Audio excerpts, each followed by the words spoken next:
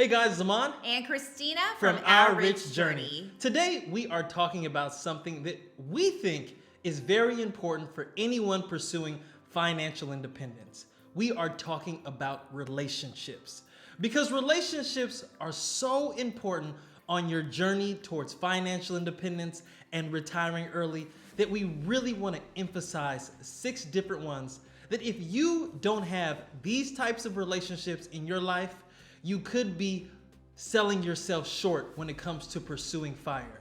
Because every one of these will enhance, motivate, expedite, whatever the case may be, they will contribute to the success of your journey towards FIRE. So we are going to go over these 6 different relationships with you because we really think that they're so important for you on your FIRE journey, but not only that, in life in general. So before we get to these 6 different relationships, if you are new to our channel is all about making, saving, and investing money on the road to financial independence. Aman and I pursued financial independence for 8 years. We reached our goal, we quit our jobs, and retired before the age of 40. So if you are interested in learning more about ways to make, save, and invest money, make sure that you subscribe to this channel and follow us on Instagram. So let's get to these relationships. The first relationship you should have in your life is with someone that you call the critical thinker. This person is so important on your journey because they will help you solve problems and come up with new ideas. So the critical thinker is so important because typically when we have issues or problems in our lives, if we can only see it through our own lens, we can't really explore different ways to solve problems. So if you have a relationship with someone that is providing that critical thinking from that outside lens, looking at your problem, someone that you can talk to and talk through your problems with, this critical thinker can help you come up with resolutions, can help you to understand the consequences of your actions, and also just bring perspective to the different issues that you have. Now, there's something very important to keep in mind when you are establishing a relationship with a critical thinker. This person will be your confidant. They will know all of your deepest, darkest secrets in many cases. They will also know some of the things that you have insecurities about. But this has to be a person that you can share information with and not feel like you're going to be judged for being open with them, because they are going to be taking that information and using it to help you. So you really want to go with someone that you can trust, someone that you can share these ideas with and they won't judge you on them. And I'll give you an example of how the critical thinker relationship played out in our life on our journey towards FIRE. When Christine and I were considering moving abroad and living in Spain when we were 23 years old, we went to our critical thinker and thought through all of the different issues and challenges that we may have by picking up and moving to a brand new country. If it was not for the conversations that we had with that person, maybe we wouldn't have thought out the complete process. Maybe we wouldn't have thought about the consequences and repercussions of some of the things that we did when we made that move. But thankfully, that critical thinker in our life raised all of those issues, but also helped us come up with solutions. So that when we moved abroad at 23 years old, when we quit our jobs and took that leap to try something new, we had thought things through from a different perspective. That other person in our life brought in fresh eyes to help us make a sound decision. And I think what is so exceptional about this particular relationship is that this person was guiding us at 23 before we had even pursued FIRE. But that guidance that we got from this person impacted everything related to our FIRE journey because it allowed us to explore different options outside of living in the United States. It allowed us to live abroad, to work abroad, to get free housing abroad, and now we're here in Portugal living abroad.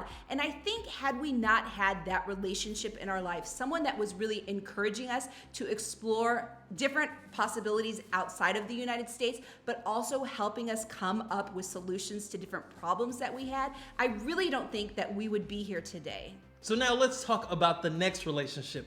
And I know this is gonna have a couple of people laughing when I say this, but you have to have a level up friend in your life. This is a very important relationship. And when I say someone in your life that is a level up friend, you need this person that you look at and you see them doing things with the same amount of time that you have and the same amount of resources that you have, but they seem to be able to do more. They are more successful, they have more time on their hands, they have more money.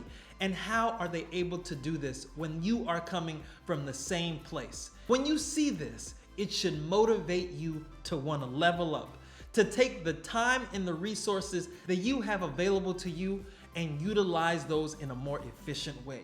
That to us is what leveling up is all about.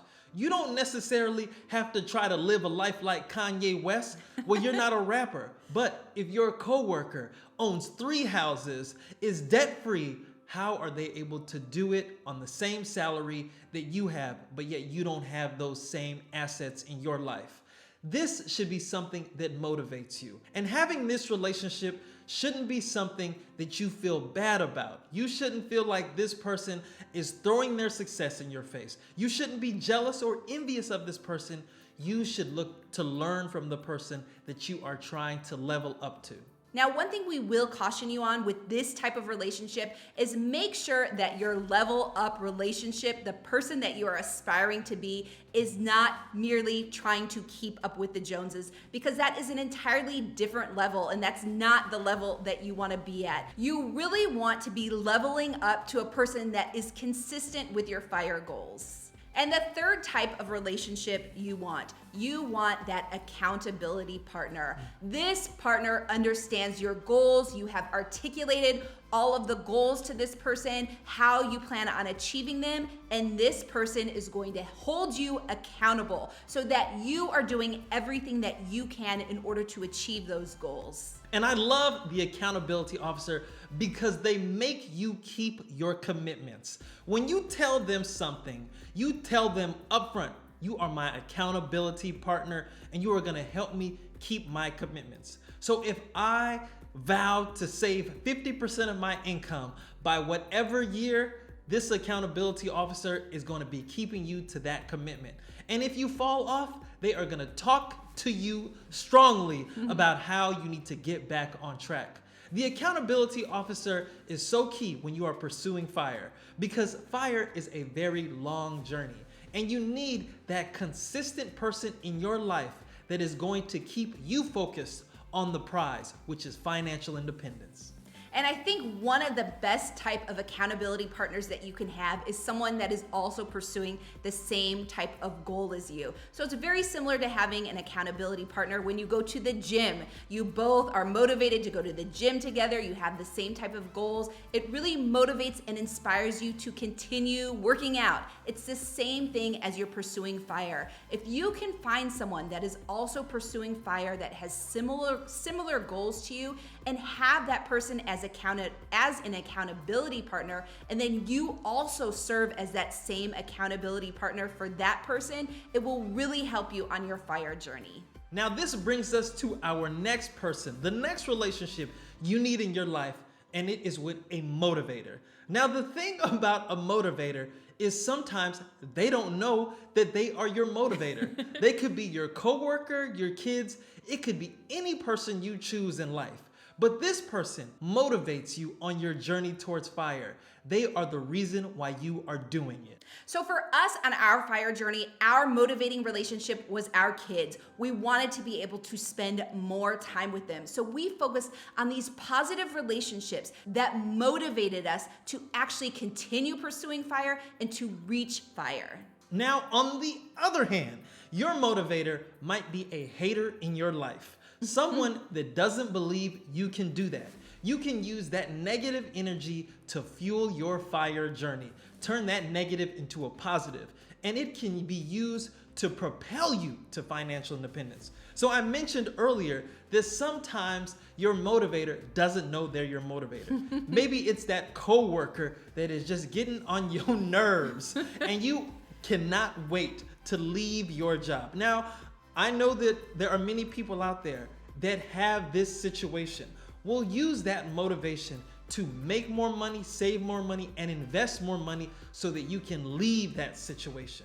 So let's move on to the fifth type of relationship, and that is one of a mentor. Now, this is different than the leveling up type of relationship and the accountability type of relationship, because this mentor is supposed to exist on a more formal connection. So this mentor is supposed to be identified by you as their mentor. They know that you are asking them to be your mentor and that you will be serving as the mentee. They know all of the goals that you have. They know all of the things that you want to learn, and you can structure your relationship so that they can give you the guidance, the roadmap, things that they've discovered along their journey, whether it be financial, whether it be personal relationships, whatever you're looking for from this type of relationship, this is what the mentor can offer. And it's a very formal type of exchange between a mentor and a mentee.